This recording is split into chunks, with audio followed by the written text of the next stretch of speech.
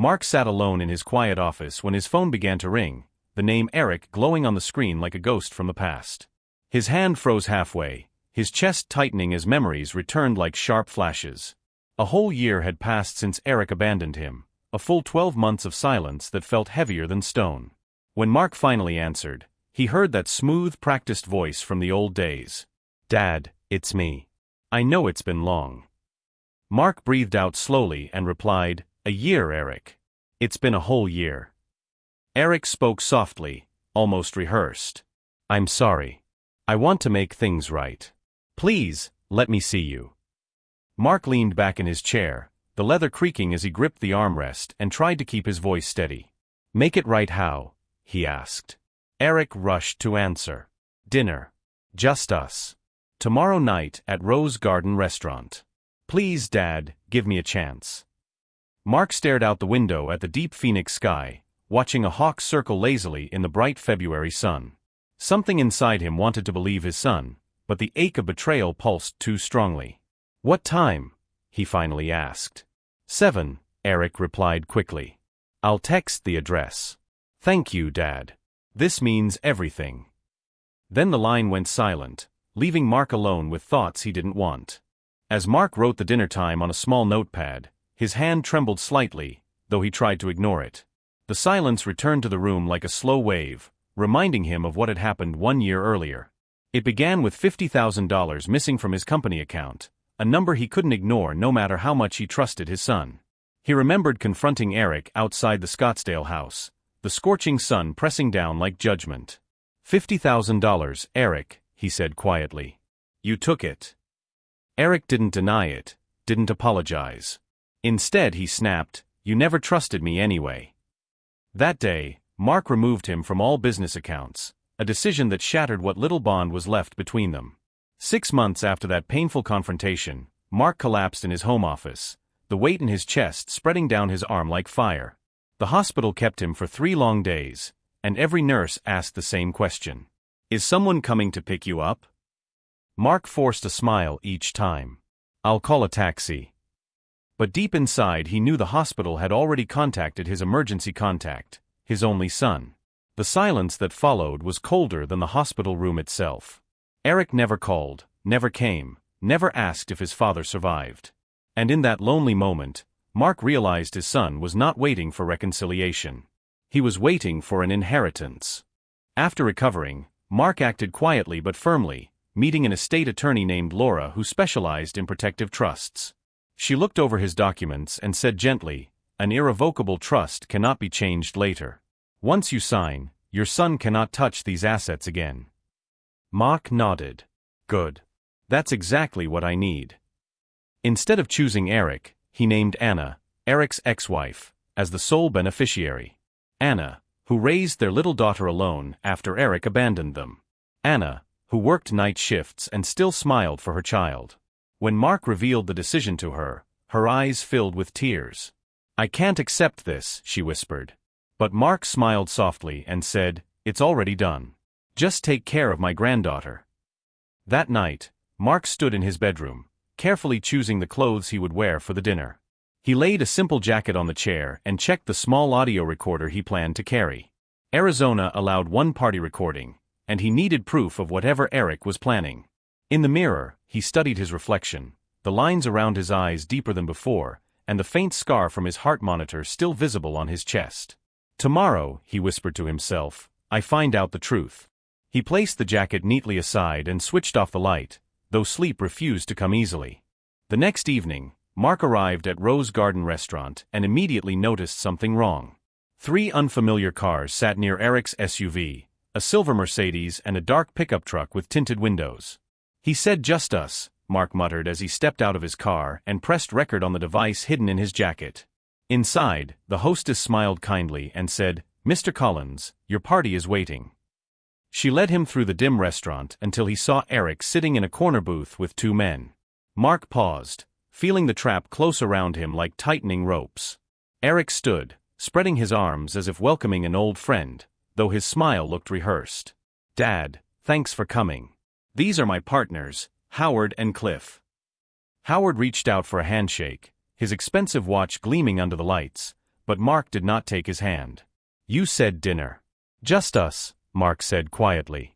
Eric motioned for him to sit, but before Mark could step away, the large man, Cliff, shifted to block the exit.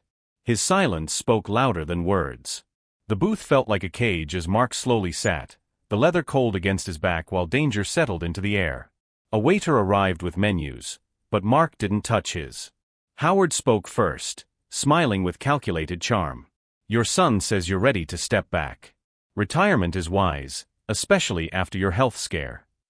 Mark narrowed his eyes. "I haven't decided anything." Howard placed a folder on the table. "This agreement ensures a smooth transition. Sign now, review later." Mark reached for the papers, but Howard's hand pressed them down firmly. Cliff then placed a heavy hand on Mark's shoulder, his grip tightening as he whispered, "Don't make this hard." The pressure sent a sharp pain down Mark's arm. Eric leaned closer, his voice turning cold. "Dad, stop fighting us. Just sign." Mark kept his breathing slow, though fear pressed against his ribs. "I'm not signing anything I haven't read." But Cliff twisted Mark's wrist painfully, forcing the pen into his hand and pulling it toward the signature line. "Sign it," Cliff growled. The pain became unbearable, and Mark realized resisting further could trigger another heart attack. With trembling fingers, he signed. Howard snatched the papers instantly, sliding them into a briefcase with a satisfied nod. "Smart choice," he said calmly. "We'd hate for anything medical to happen tonight."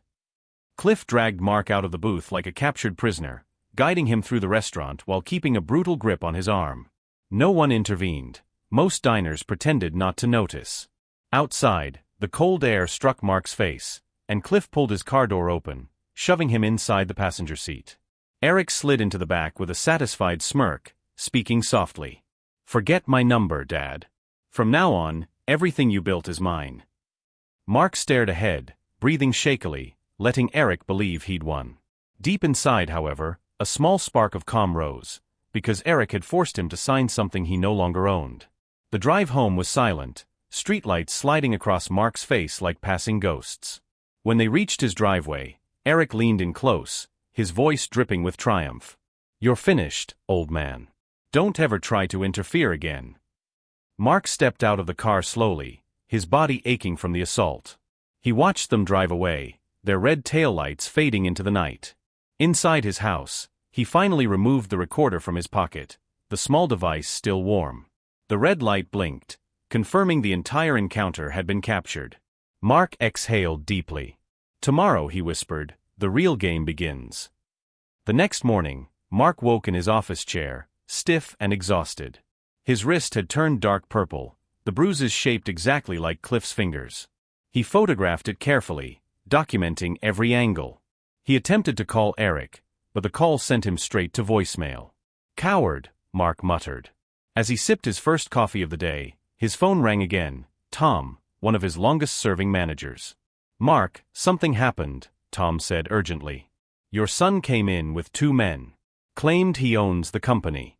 Fired people, just like that." Mark closed his eyes briefly. He knew now the trap was working perfectly. Tom's voice shook with anger. He demanded the safe code, bank passwords, everything. "I refused, so he threatened to replace me." Mark remained calm. "Tom, listen. Do not fight him. Do not argue. Just document everything he does." Tom hesitated. "But he said you signed it over." Mark replied firmly, "I signed something under force. But I did not own the business anymore. Trust me, you're still working for the real owner." Tom took a shaky breath. "All right, Mark. I'll write everything down." After the call, Mark stared at his reflection in the window. "One step closer," he murmured. Mark drove to Eric's old house in Scottsdale, hoping to confront him again. But the house was empty, garage cleared out, counters bare. Their elderly neighbor leaned on his hose and called out, "They were here last night. Loading boxes. Left in a hurry." Mark thanked him and returned to his car. On the drive home, his phone rang again, this time from his banker, Richard. "Mark, someone tried to access your accounts this morning," Richard said. "A young man claiming to be your son, very aggressive." Mark smiled faintly. "Freeze everything," he said. "I'll come tomorrow." The banker hesitated.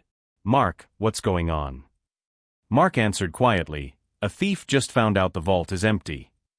Back home, Mark knelt beside his floor safe and spun the combination with steady hands. The metal door clicked open, revealing the thick folder titled Grace Parker Trust, his secret weapon. Inside were the documents transferring all properties, accounts, and business assets into an irrevocable trust for Grace, Eric's ex-wife. Mark spread the papers across his desk, every notarized page shining like a well-played card in a long game. "Eric thinks he stole from me," Mark said softly. "But he stole dust."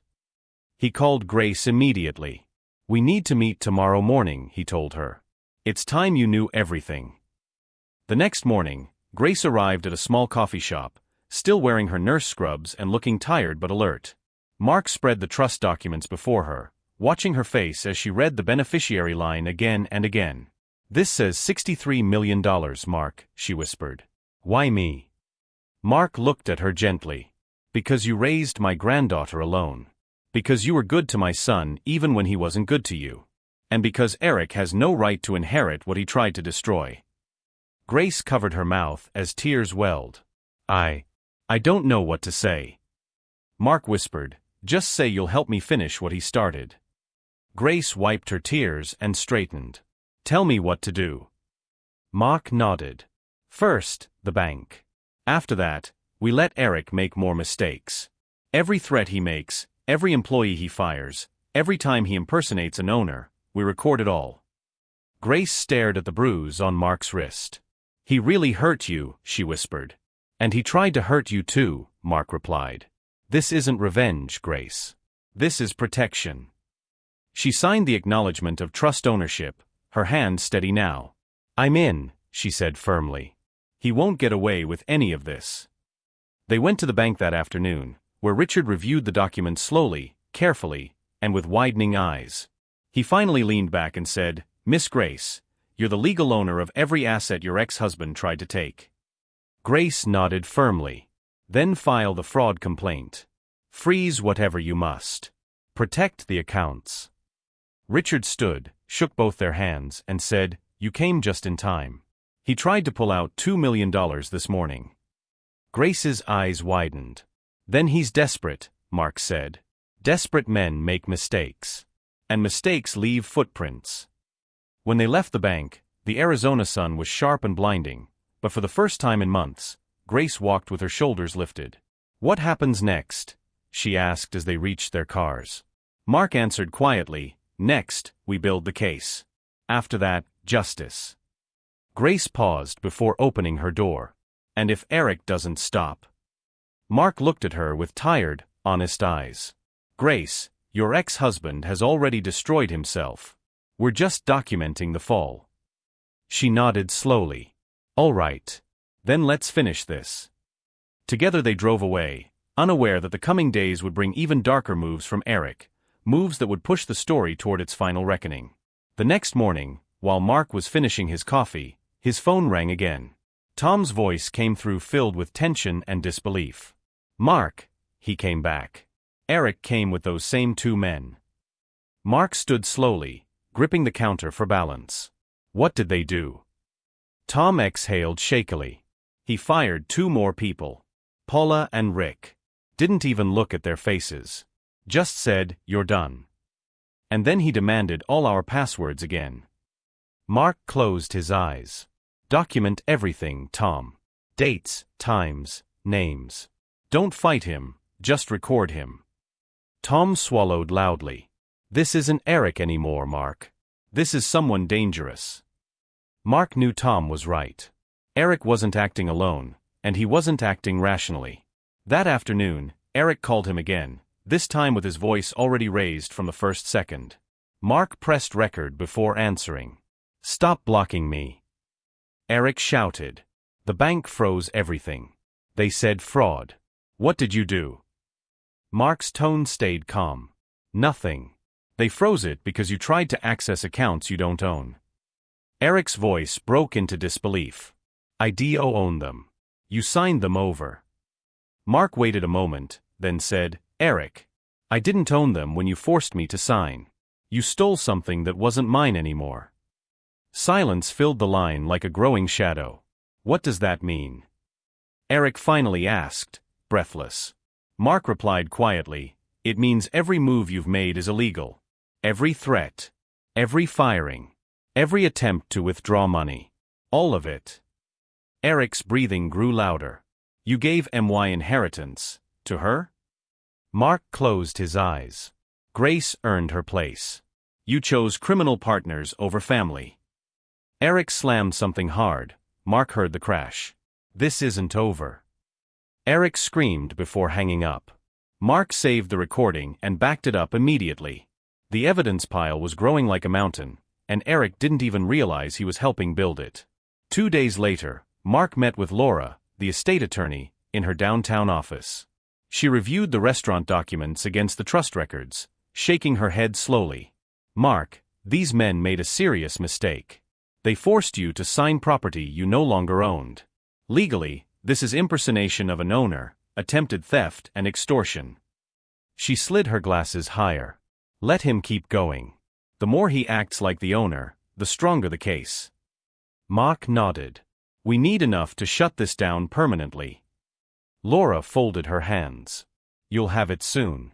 But prepare yourself. Men like this don't stop quietly.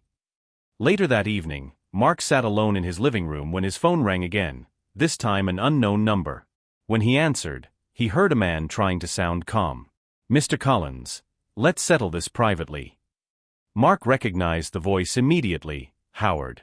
Tell Grace to withdraw the complaint, Howard continued. If she does, we walk away. Mark leaned back in his chair.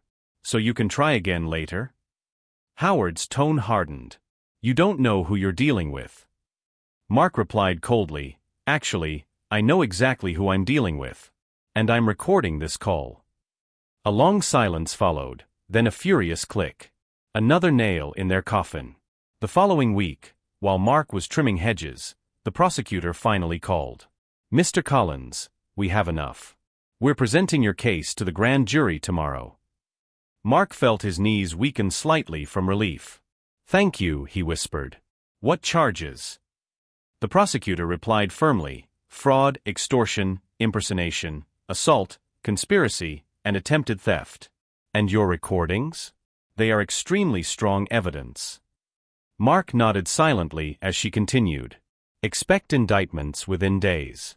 After that, arrests will follow. When the call ended, Mark stood in his quiet yard, letting the Arizona wind cool his face. The fight was nearly over, but the final collision still waited ahead. 3 days later, as evening settled, a familiar knock came at Mark's door. He opened it, and froze. Eric stood there, thinner, unshaven, eyes tired and frantic. He spoke quickly, words tumbling over themselves. Dad, please listen. I didn't mean for things to go this way. Howard pushed me. I owed him money. I thought he'd kill me. Mark studied him carefully. Eric looked like a man drowning. Are you finished? Mark asked. Eric swallowed hard. Can you forgive me? Please? I'm still your son. Mark took a slow breath and let the heavy truth settle. Eric, you chose them over me. You chose crime over family. Eric stepped forward desperately. I didn't know what to do. I was trapped. Mark shook his head slowly. No. You weren't trapped. You had choices. And every single choice you made led you here. Eric's voice cracked. So this is it? You're done with me. Mark's expression didn't change. You were done with me the moment you walked into that restaurant with those men. You wanted everything I built without lifting a finger. Eric's shoulders slumped as if something broke inside him. Please. Dad, Mark quietly closed the door while Eric was still speaking. For the first time, there was nothing left to say. The next week brought a storm of legal action. The grand jury delivered indictments on all counts, and arrests came swiftly at dawn. Howard was taken in first, handcuffed outside a luxury apartment. Cliff surrendered quietly, already negotiating cooperation. And Eric, shaking and pale, was escorted into custody at a gas station where he'd been waiting for a bus. The prosecutor updated Mark within hours. The case is strong. Very strong. And one of the men is already confessing. Mark thanked her, then sat in his kitchen with a long, steady breath. The walls felt quieter now. The danger that once crawled through his life had finally begun to fade. The preliminary hearing arrived quickly. Grace sat beside Mark, nervous but determined. When called forward, she spoke bravely about the threats, the forced entry into her apartment, and the fear she carried for her daughter. The judge listened carefully and issued immediate protective orders. Later, outside the courtroom, Grace whispered, "Do you think this will really end?" Mark placed a gentle hand on her shoulder. "Yes. It will. We're on the final stretch now." Grace nodded, though tears shimmered in her eyes. The wind blew across the courthouse steps, carrying a sense of nearing closure. The reckoning was coming, and the end of their long nightmare lay just ahead. 2 weeks later, the prosecutor called Mark again with news that shifted the entire case. "Mr. Collins, Cliff has agreed to fully cooperate," she said. "He's giving us everything, every plan, every threat, every step of the conspiracy." Mark closed his eyes, absorbing the weight of it. "Why now?" he asked softly. "Because he's afraid of the sentence," she replied. "And he wants to avoid prison." She paused. "And he says Howard used Eric's large debts to control him. Your son was deeply involved, but he was also being pushed." Mark nodded slowly. "It doesn't excuse him," he whispered, "but it explains the darkness." The same evening, while Mark watered the plants in his backyard, he heard a knock at his door. When he opened it, Eric stood there again, but this time even more broken than before. His voice wavered as he spoke. "Dad, they told me the prosecutor is going after me too. I'm scared." Mark didn't move from the doorway. "You should be," he said gently. "Actions have consequences." Eric wiped his nose with the back of his hand. "Can you say something to help me?" Mark shook his head slowly. "No. You turned yourself toward this road. Only you can walk out of it." Eric stared at him through wet eyes before whispering, "I'm sorry." Then he walked away. 2 weeks later, the final hearing arrived, sentencing day. The courtroom felt colder than usual, heavy with silence. Grace sat beside Mark in a navy dress, her hands trembling slightly. The judge entered, and everyone rose. One by one, the 3 men involved were brought in. Howard wore an orange jumpsuit, chains on his wrists. Cliff wore civilian clothes but stayed far from the others. Eric stood between them, looking smaller than ever, his eyes fixed on the floor. The prosecutor summarized the crimes, the recordings, the threats, the assault, and the attempted financial takeover. Every word echoed across the courtroom like a hammer. When the judge asked if any victims wished to speak, Mark stayed seated. But Grace stood and walked to the podium. Her voice began soft but grew stronger. "Your Honor, they came to my home. They grabbed me. They frightened me. And my daughter could have been there." She took a breath. "I lost years of my life because of fear and hardship caused by Eric. But I also gained something, strength." The courtroom fell silent as she continued. "I ask for justice not out of anger, but out of protection. Protection for myself, for my daughter, and for anyone else they might hurt." She stepped back, eyes shining. The judge reviewed the files again before speaking, starting with Howard. "Mr. Howard, you orchestrated this scheme, used intimidation, threatened violence, and manipulated others. You have shown no remorse." He paused. "You are sentenced to 6 years in state prison." Guards immediately stepped forward, cuffing Howard as he tried to keep a straight face. Then the judge turned to Cliff. "Mr. Cliff, your cooperation significantly aided this case. You will receive 2 years probation and community service." Cliff nodded quietly, accepting his fate with lowered eyes. Then the judge finally focused on Eric. "Mr. Eric, your betrayal of your own father is deeply troubling. You allowed greed and fear to guide you," the judge said firmly, looking directly at Eric. "You endangered a vulnerable adult, attempted fraud, and aligned yourself with dangerous individuals." Eric's chin trembled, but he said nothing. "Your sentence," the judge continued, "is 3 years supervised probation, mandatory counseling, and strict no-contact orders with both Mr. Collins and Miss Grace. Any violation will result in immediate imprisonment." Eric nodded weakly, tears forming in his eyes. The gavel struck once, loud and final. The courtroom exhaled as the officers escorted the men out. Mark watched without emotion. He felt only a quiet acceptance. Outside the courthouse, the bright Arizona sun warmed the steps as Mark and Grace walked out side by side. Grace looked over at him and whispered, "It's finally over." Mark nodded slowly. "Yes. We're free now." She hesitated before asking, "Do you feel anything about Eric?" Mark sighed softly. "I feel tired and sad for the man he became. But I also feel grateful that he can no longer hurt us." Grace placed a gentle hand on his arm. "You saved us, Mark. You saved all of this." Mark shook his head. "No. We saved it together." It was the truth. Life slowly returned to normal. A week later, Mark visited the main auto service location where workers greeted him with warm smiles. Tom walked beside him proudly. "Everyone knows what you went through," Tom said. "And they respect you more than ever." Mark smiled softly. "I'm no hero, Tom. I'm just a man who refused to let thieves take what he built." Tom nodded. "That's exactly what makes you a hero." Mark watched the mechanics working, the customers chatting, the business alive and breathing. His heart felt lighter than it had in months. This place was safe again. Later that afternoon, Mark met Grace at a quiet park with his granddaughter, little Emma. The child ran toward him with bright eyes. "Grandpa Mark, look.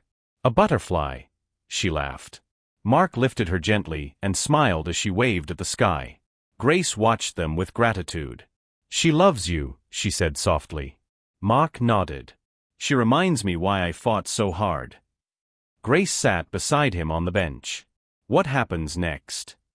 Mark looked out at the pond. "Next, we protect her future. I'll help you manage the business until you're ready to take it fully. She deserves security." That evening, after dropping Emma and Grace at home, Mark drove back through the calm Phoenix streets with the windows slightly open. The warm wind brushed against his face, carrying the scent of desert air and quiet victory. He thought of the long months behind him, the fear, the betrayal, the trap, the legal battles, the recordings, the courtroom. Somehow, he had survived it all.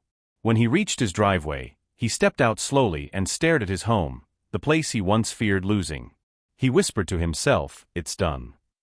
Then he walked inside, closed the door gently, and allowed peace to settle over him at last. If you enjoyed this story, don't forget to like the video, subscribe to the channel, and tell me your thoughts in the comments below.